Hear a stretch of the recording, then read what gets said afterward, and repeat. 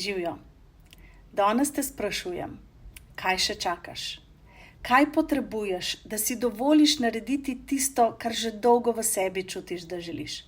Se veš, tisto, kar morda ne bo čisto vsem všeč, a globoko v sebi ti veš, da te bo to neskončno osrečilo.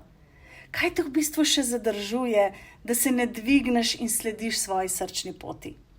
Ja, vem, lahko se ti zgodi, da se ti bo ego malo poškodoval. Ampak, a veš kaj?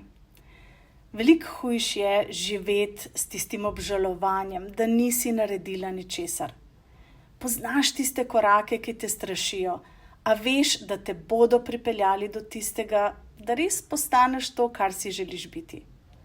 No in če potrebuješ dovoljenje, ti ga tukaj dajem jaz.